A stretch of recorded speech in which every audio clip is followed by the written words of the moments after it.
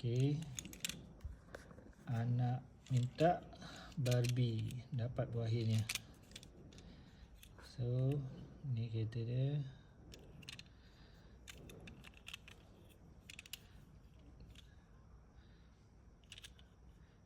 Bodi plastik, base besi. Tak dibuka.